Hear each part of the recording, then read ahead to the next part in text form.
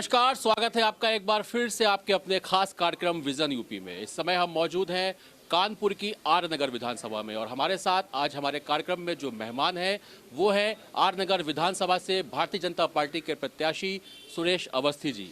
आज उनसे जानेंगे क्या है उनका इस चुनाव में विजन और क्या चल रही है उनकी चुनाव की तैयारियां। सुरेश जी, बहुत बहुत स्वागत है आपका हमारे खास कार्यक्रम में। सबसे पहला सवाल, इस बार क्या विजन है और कैसी चल रही तैयारियां?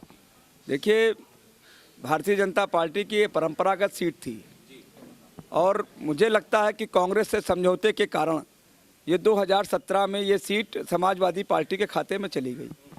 लेकिन जिस तरीके से कार्यकर्ताओं ने 5 साल आज आने वाले समय का 2022 का जो इंतज़ार किया था और वो इंतज़ार उनका पूर्ण हुआ और उन्हें अब लग रहा है कि किसी भी सूरत पे भारतीय जनता पार्टी की दुगनी ताकत से कार्यकर्ता जो है वो आम जनता का संदेश लेता हुआ, मोदी और योगी का संदेश नीचे पहुंचाता हुआ और उत्साहपूर्ण है। अब की बार प्रचंड बहुमत से भारतीय जनता पार्टी ये सीट जीतेगी। क्योंकि आप लगातार भ्रमण भी कर रहे हैं और काफ़ी कुछ चीज़ों से आपको अवगत भी कराया होगा क्षेत्रीय जनता ने, क्या कुछ आपने महसूस किया कि आर नगर विधानसभा में वर्तमान में मुख्य समस्याएं क्या है? सबसे बड़ी समस्या है यहाँ पर पार्किंग की।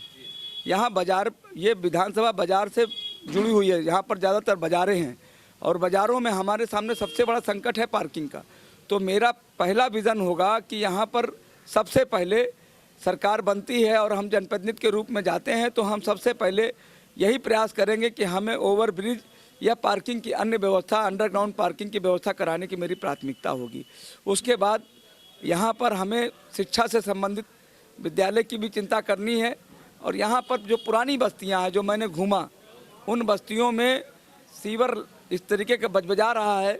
आज उन पानी निकासी की व्यवस्था नहीं है, पीने के पानी की व्यवस्था नहीं है, उन पे मेरी प्राथमिकता होगी। स्वास्थ्य सेवाओं पर अभी चाचा नेहरू का हमारी पुरानी सरकार में मेयर साहिबा ने, मुख्यमंत्री जी ने कराया और भी मेरी प्राथमिकता होगी कहीं अच्छी जगह मिले तो उसको भी हम कराएं। लेकिन जिस तरीके से यहाँ एक अभी मैं गया CPC मड़ैया रेलवे में, वहाँ पर पैर रखने की, पैर अगर आप रख दीजिए तो पैर फिसल जाए तो पैर टूट जाए। तो मेरी प्राथमिकता होगी मलिन बस्तियों में कैसे मैं विकास कर सकूं, बाज़ारों को मैं कैसे पार्किंग दे सकूं, ये मेरी प्राथमिकता होगी। एक सवाल मेरे जहन में भी है और जो आपके समर्थक सीसामऊ विधानसभा के हैं और जो आपको बहुत चाहते हैं उनके जहन में भी एक सवाल है कि आखिर ऐसी क्या वजह हुई कि आपको सीसामऊ से आर नगर आना पड़ा? ये पार्टी का आदेश माना जाए या फिर कोई और ख़ास वजह? पहला सवाल। दूसरा, ये कुछ आपको दिखता है अंतर होगा इससे? देखिए, मैं आपको बताऊं, भारतीय जनता पार्टी का प्रत्याशी कमल का फूल होता है और हम भारतीय जनता पार्टी के सिपाही हैं। हमारी भूमिका पार्टी ने तय किया और पार्टी ने तय किया, हमें तो कार्यकर्ताओं के बीच में रहते हैं। हमारा यहाँ पर निवास है, मैं यहीं का वोटर हूँ, मेरी शिक्षा दीक्षा यहीं पर हुई। मैं यहीं पर दोसर विद्यालय में, दोसर इंटर कॉलेज में जो है वहाँ पढ़ाई किया। उसके बाद मैं DAV कॉलेज में छात्र संघ का पदाधिकारी रहा। निवास मेरा परमठ है। मेरी प्राथमिकता मेरी यही विधानसभा थी, तो इसलिए पार्टी ने मुझे इस जगह पर अपना काम करने, कोई फर्क नहीं पड़ने वाला इससे। और देखिए, आपको फिर हम बता दें कि भाई साहब, ये जनसंघ के ज़माने से भारतीय जनता पार्टी की सीट है। पिछली बार कांग्रेस के समझौते के कारण 5400 वोट से हम यहाँ पर पिछड़ गए थे। तो भारतीय जनता पार्टी की ये तो A ग्रेड की सीट है। ये तो मेरा प्रमोशन हुआ 213 से 214, तो मेरा पार्टी ने प्रमोशन किया है, तो इसलिए मुझे जरा से भी दिक्कत नहीं है। चुनावी मैदान में समाजवादी पार्टी से अमिताभ बाजपेयी जो कि वर्तमान में विधायक हैं आर नगर से, और कांग्रेस से प्रमोद जायसवाल जो कि पूर्व केंद्रीय मंत्री श्री प्रकाश के छोटे भाई भी हैं, कैसी टक्कर लगती है? कुछ नहीं है भाई साहब, हर जगह कमल का फूल खिल रहा है। जो हमारी सरकार ने जिस तरीके का काम किया है 5 साल, आप किसी भी बस्ती में चले जाओ, कहीं पर भी चले जाओ, आप तो समाज का आईना हो। 4 जगह पूछ के इंटरव्यू आप ले लीजिए, आपको अपने आप विजन समझ में आ जाएगा। पूरे के पूरे लोग, सारे के सारे लोग जो है वो बीजेपी को वोट कर रहे हैं। कोई फर्क नहीं पड़ता? कोई फर्क नहीं पड़ता। बिल्कुल। हमने जब सर्वे किया आपकी आर नगर विधानसभा में, तो चूंकि यहाँ का जो अगर देखा जाए ज़्यादातर एरिया जो है कंजेस्टेड ज़्यादा है, गलियाँ हैं और वहाँ पर 4-4, 3-3 खंड के मकान हैं। वैसे तो लगभग पूरे शहर में नगर निगम की गाड़ियां बकायदा गाना गाते हुए आती हैं, लेकिन यहाँ पर वही पुराना ढल रहा है कि वो सुबह जो है स्वीपर आएगा, वो गाड़ी से फिर लोग छतों से कूड़ा फेंकते हैं। तो कहने का मतलब मोदी जी का स्वच्छ भारत अभियान और आर नगर विधानसभा में गंदगी बहुत मात्रा में देखी जाती है। देखिए, ये व्यापारिक क्षेत्र रहा है और कानपुर के विषय में मैनचेस्टर, उत्तर प्रदेश का कानपुर मैनचेस्टर रहा है। और आपको ध्यान में होगा कि कानपुर एक लेबर सिटी रही है। तो जिस समय इसका जो मेन प्लान बना, ये कठिनाई तो उसी समय हुआ। कानपुर जब नया बसाया गया तो सारी चीज़ों को ध्यान में रख के बनाया गया, लेकिन पहले जो मैनचेस्टर होने के नाते कलेक्टरगंज मैनचेस्टर था, बिरहाना रोड था, परेड था, शिवाला था, तो इस कारण थोड़ी सी दिक्कतें हैं। लेकिन जो लंबे समय से लोग रह रहे हैं वो अपना आशियाना छोड़ना नहीं चाहते। और मैं जानता हूं कि हमारी नगर निगम ने बहुत काम किया है, लेकिन फिर भी अभी बहुत काम करने की आवश्यकता है। आप हमारे इस मंच में जनता से, हमारे दर्शकों से क्या वादा करेंगे कि अगर आप आते हैं, आप बनते हैं विधायक, तो ये जो समस्या बहुत बड़ी समस्या है। और मैंने देखा कि अच्छे जो मतलब कहते हैं ना कि अच्छे लोग वहाँ पे रहते हैं, बड़े लोग हैं, पैसे वाले लोग हैं, लेकिन उनको इस समस्या का बहुत हद तक सामना करना।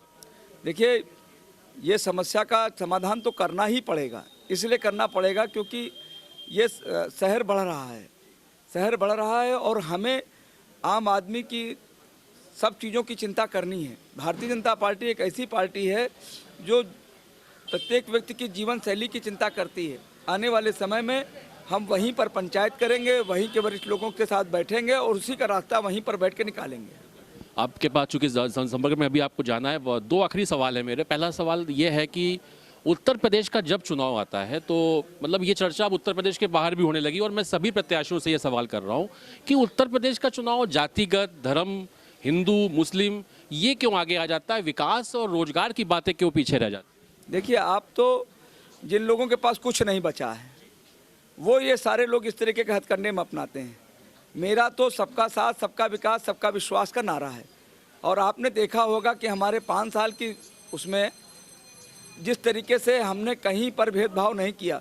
मैं तो भारत के मुसलमानों को सलाम करता हूं कि उन्होंने, चाहे वो राम मंदिर का मैटर हो, चाहे धारा 370 का मैटर हो, उन्होंने तो भारत के एक भी कहीं पर भी काला पट्टी नहीं लगाई होगी। तो इसलिए हम मुसलमान को विरोधी मानते ही नहीं हैं।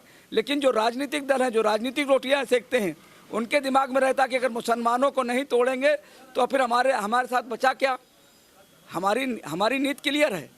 हम सबका साथ, सबका विकास, सबके विश्वास के साथ राजनीति करते हैं। जनता विश्वास करे कि इस बार का चुनाव में कुछ परिवर्तन देखने को मिलेगा और विकास और रोजगार की बात होगी।